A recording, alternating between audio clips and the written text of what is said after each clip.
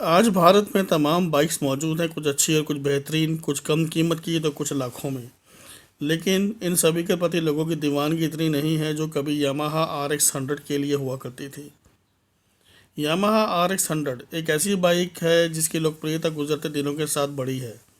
Bikes की मौजूदा प्रतिस्पर्धा के बावजूद आज भी RX 100 जैसी कोई बाइक बाजार में नहीं है। इसके कई कारण हैं, जिसमें से एक है इसका शक्तिशाली इंजन और कम दाम। वहीं इसका वज़न कम था, इसे हल्की और फुर्तीली बनाता है।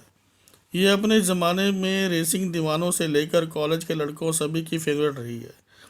आपने भी कभी ना कभी इस बाइक को ज़रूर चलाया होगा। हो सकता है कि आप में से कुछ के पास ही अभी भी हो। ऐसे में आइए एक बार दोबारा से यामाहा RX 100 पर सवार होकर इसके इतिहास का सफ़र करते हैं। बात सन 1973 की है, जब जापान की अग्रणी बाइक निर्माता कंपनी यामाहा ने RD 350 नाम से एक बाइक बाज़ार में उतारी। स्पोर्ट्स खासकर रेसिंग दीवानों के लिए बनी इसी मोटरसाइकिल में आगे की ओर डिस्क ब्रेक दिए गए थे। बहरहाल 2 स्ट्रोक इंजन वाली इस बाइक ने आते ही बाजार में तहलका मचा दिया। अपनी सफलता को देखते हुए यामा कंपनी ने भारतीय बाज़ारों में भी इस बाइक को उतारने का फैसला किया। इसके तहत सन 1983 में एस्कॉर्ट्स ग्रुप के साथ मिलकर यामा ने राजदूत 350 के नाम से RD 350 का भारतीय संस्करण पेश कर दिया। भारत में ये बुरी तरह से पिट गई। यहाँ रेसिंग के दीवाने तो थे, लेकिन विदेशों के मुकाबले उनकी तादाद बहुत कम थी। देश की अर्थव्यवस्था भी ग्रामीण और कृषि आधारित थी।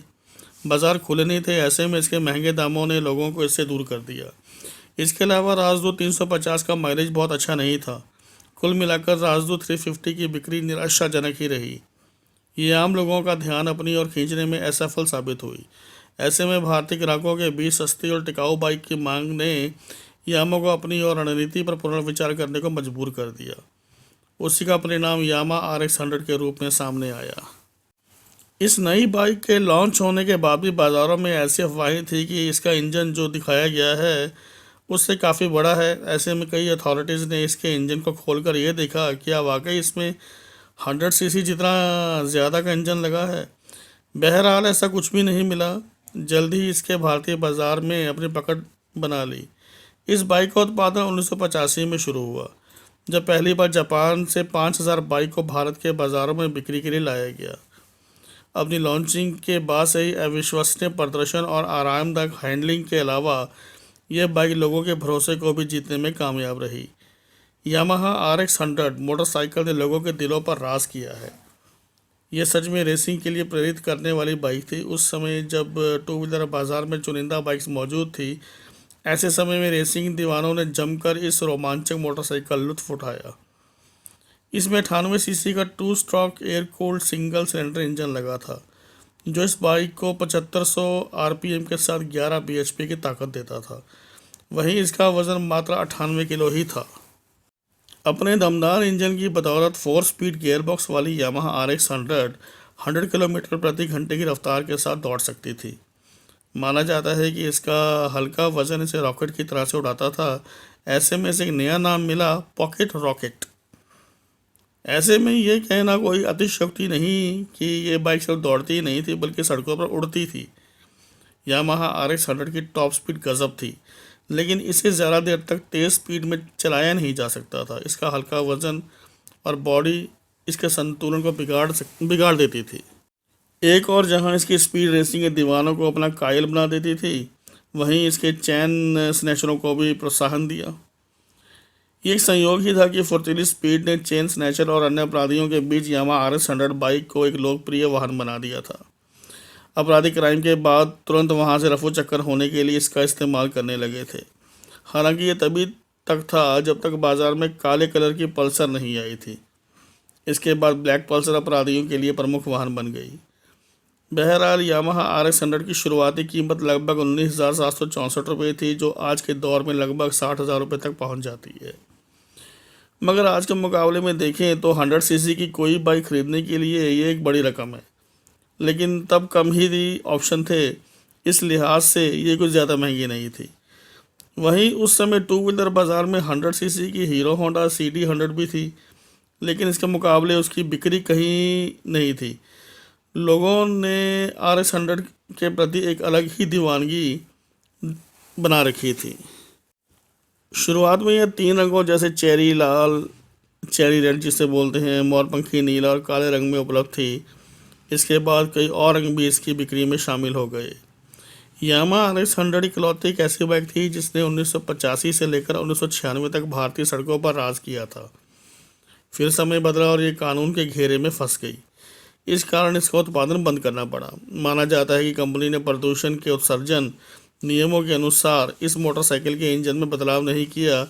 इस कारण 1996 में इसे बंद कर दिया गया। यामाहा RX 100 ऐसे समय में लॉन्च की गई थी जब मोटरसाइकिल सुरक्षा के संबंध में ज़्यादा कानून नहीं थे। ऑटोमोबाइल्स पर तमाम तरह के पर्यावरण सुरक्षा संबंधी कानूनों का पालन करना जो आज दबाव है वो उस दौरान नहीं था।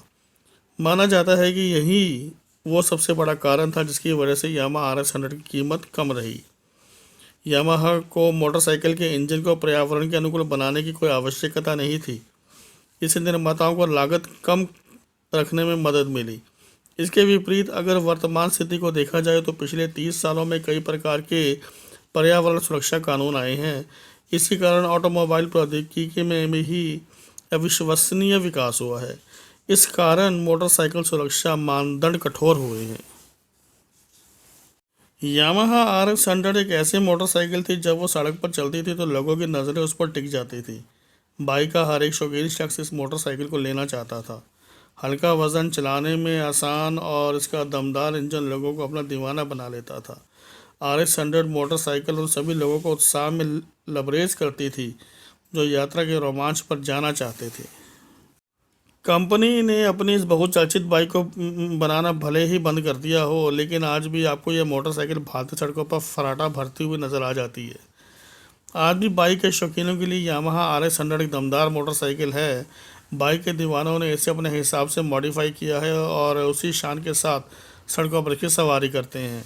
माना जाता है कि आज भी भारतीय लोग यामाहा RX 100 बाइक के मॉडिफाइड वर्जन को खरीदने के लिए 1.5 लाख रुपए तक खर्च कर देते हैं। इससे लोगों के बीच इस 50,000 रुपये कीमत की गाड़ी की प्रति दीवानगी को देखा जा सकता है।